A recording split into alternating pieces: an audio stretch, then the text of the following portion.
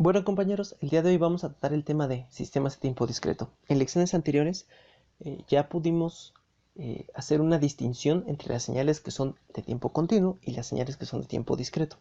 Ahora, para poder procesar estas señales de tiempo discreto vamos a necesitar sistemas que estén descritos también en tiempo discreto. Entonces, un sistema es un elemento dispositivo que realiza operaciones o transformaciones.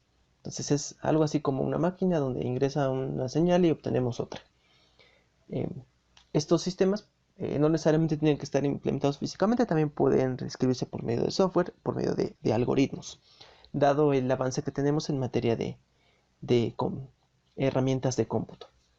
Entonces tenemos aquí un sistema descrito por la transformación H, entra una señal XDN y sale una señal YDN. ¿Cómo vamos a caracterizar los sistemas de tiempo discreto? Existen diferentes herramientas matemáticas para hacer este procedimiento. Una de ellas es las ecuaciones en diferencias. Estas ecuaciones en diferencias son análogas a las ecuaciones diferenciales, entonces tienen unos fundamentos matemáticos bastante parecidos. Entonces, aquí vamos a considerar, en vez de variaciones infinitesimales, como es el caso de las ecuaciones diferenciales, vamos a considerar atrasos o adelantos de la señal. A partir de ahí es como vamos a definir ecuaciones que describan estos sistemas. Otra manera es a través de bloques, describiendo cómo están conectados. La siguiente es la respuesta al impulso, que es la forma más básica de probar un sistema. Se le introduce una delta de Kronecker, un impulso unitario, y vamos a revisar qué tipo de comportamiento tiene. La función de transferencia, que consiste en la transformada z de la respuesta al impulso. La transformada z es una herramienta análoga a la transformada de Laplace. Entonces, con esta vamos a poder caracterizar sistemas de tiempo discreto de una manera bastante parecida. Tiene sus particularidades, pero los fundamentos son muy parecidos. De hecho, es posible obtener la transformada z a partir de la transformada de Laplace. Entonces, es como están relacionadas una con la otra. La transformada de Laplace, al tener variables complejas, vamos a poder determinar una respuesta en frecuencia a través de la identidad de Euler y algunos fundamentos que también se retoman de la transformada de Laplace. En este caso, la respuesta en frecuencia está dada por la transformada de Fourier en tiempo discreto, lo cual es una función continua también, al igual que la transformada z. Lo que vamos a realizar es tomar muestras de esta transformada de Fourier en tiempo discreto y vamos a determinar otra función denominada transformada discreta de Fourier, que es la que comúnmente vemos implementada en dispositivos de tiempo discreto para determinar las respuestas en frecuencia de ciertas señales o de ciertos sistemas. Una manera más es a través de variables de estado. Esto en realidad es de un fin más enfocado hacia el control. Bloques. El bloque más sencillo con el que vamos a trabajar es el bloque conocido como retraso. En este caso, la señal pasa por ese bloque y se retrasa un periodo de muestreo. El otro bloque que se trabaja es el bloque conocido como adelanto. En este caso, la señal se adelanta una muestra. El bloque de amplificación, donde obtenemos como YDN el producto por una constante A, que es característica del amplificador, por la entrada. El bloque de suma, donde obtenemos como salida la suma de dos señales. Y el bloque de producto, donde obtenemos como salida el producto de dos señales. Ahora bien, los sistemas se pueden clasificar como sistemas estáticos, donde la salida solamente depende de las muestras actuales de la entrada. No necesitamos muestras anteriores ni necesitamos muestras posteriores. Por ejemplo, el bloque de amplificación es un bloque estático. En este caso, YDN es a XDN, entonces tomamos XDN y la multiplicamos por un factor A y esa es la salida. Entonces no requerimos muestras anteriores ni muestras posteriores. Dinámico. La salida depende de la muestra actual de la entrada y un número finito de muestras anteriores de la entrada. Entonces, dependemos de la entrada. En este caso es una suma, donde sumamos la muestra actual y la muestra retrasada n veces por un factor b. La muestra actual también la multiplicamos por a. Entonces, aquí requerimos, es un sistema dinámico porque depende de la entrada actual y de un número de muestras anteriores a la entrada. En este caso, nada más sería una, pero es una trazada n mayúscula veces. Recursivo. La salida depende de la muestra actual de entrada y un número finito de muestras anteriores de la salida. Entonces, aquí hacemos una retroalimentación, obtenemos la salida actual, la multiplicamos, bueno, la salida, perdón. En este caso obtenemos la salida anterior atrasada n mayúscula veces y la sumamos con la entrada actual multiplicada por un factor. También la salida la multiplicamos por otro factor. Entonces en este caso estamos hablando de sistemas recursivos.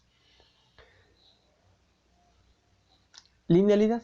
La linealidad se refiere a cumplir el principio de superposición, que se divide en dos partes. Uno que se llama homogeneidad, es decir, que tomamos una constante, la transformación de una constante nos va a dar como resultado también la constante por la transformación de la señal sin esa constante. Entonces salió esta constante de la transformación. Y la otra es el principio de aditividad. También la aditividad tiene una parte de la homogeneidad, donde acá sacamos la constante y también la transformada de una suma, es la suma de las transformadas hechas por separado. Entonces, cuando se cumple tanto la homogeneidad como la aditividad, el sistema es lineal. Vamos a realizar un pequeño ejemplo. Vamos a determinar si este sistema es lineal. El sistema da como resultado tomar una secuencia x de n y obtener la función seno. Vamos a probar ahora el caso de la homogeneidad. Vamos a obtener la transformada de la función multiplicada por una constante. Entonces evaluamos la función seno en kx de n. Ahora bien, si ponemos la constante por separado y evaluamos la salida para una entrada x de n, obtenemos como k veces seno de x de n. En este caso es evidente que este y esta no son iguales. Entonces el sistema no cumple con el principio de homogeneidad y entonces no es lineal. Para que se cumpla el principio de superposición, deben cumplirse tanto la homogeneidad como la aditividad. Con una de las dos que no se cumpla es suficiente para determinar que no es lineal. Sin embargo, como en este caso estamos realizando un ejemplo ilustrativo, vamos a realizar también la prueba para el caso de la aditividad. Entonces, la transformación de dos secuencias x1 de n, x2 de n, multiplicadas por sus respectivas constantes a y b es seno de ax1 de n más bx2 de n. Entonces, ahora bien, al probar por separado las transformaciones con sus constantes por fuera, obtenemos a seno de x1 de n más b seno de x2 de n.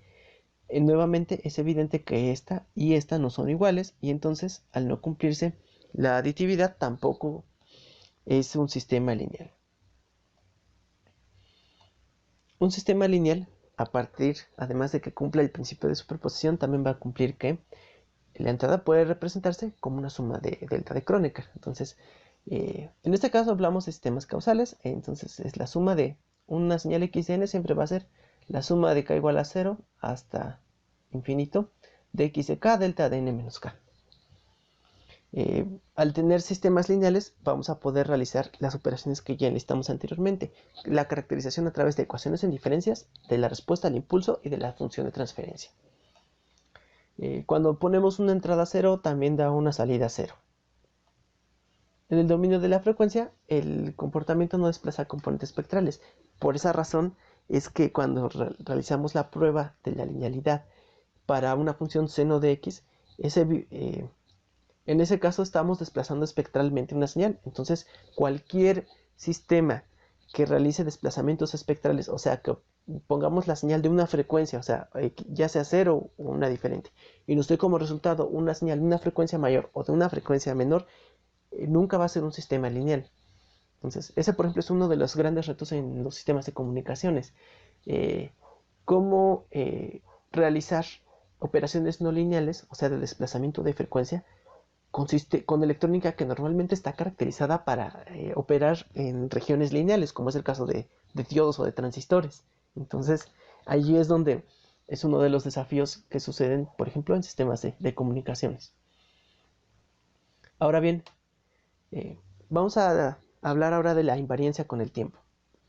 Para una entrada determinada, el sistema genera la misma salida sin importar cómo se aplica la entrada. Esto en realidad es una cosa relativamente simple. Por ejemplo, encendemos un televisor y lo dejamos en el canal 5. Y luego lo apagamos, lo dejamos un mes guardado y lo volvemos a prender. Nosotros esperamos que el sistema opere con las mismas funciones que como lo dejamos tiempo atrás.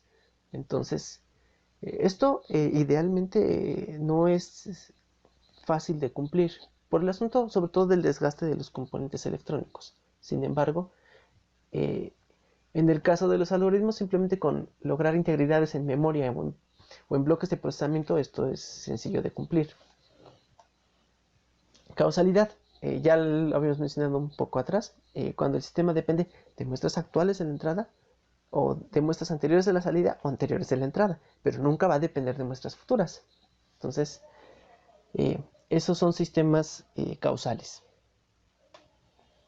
Cuando un sistema es lineal y también es invariante con el tiempo, ya habíamos mencionado, la entrada puede representarse a través de trenes de impulsos, como se determinó en la ecuación que mostramos anteriormente. Ahora bien, de esto, al ser sistemas lineales, vamos a poder sacar la constante x de n y dejar la transformación solamente a las deltas que corresponden a los trenes de impulsos. Entonces,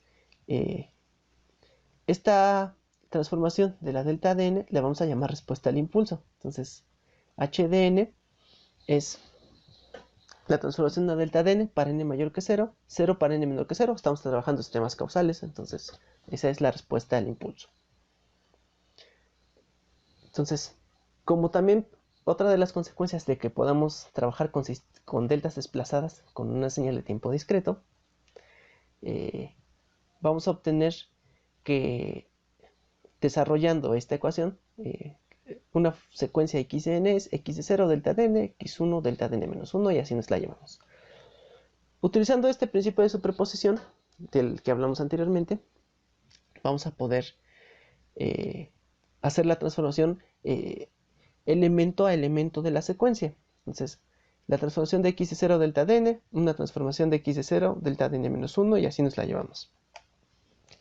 Entonces, ya aplicando el principio de superposición, vamos a poder separar el valor de la secuencia y dejar la transformación de la delta de n, como lo hicimos anteriormente. Lo hacemos para cada uno de los elementos de la secuencia.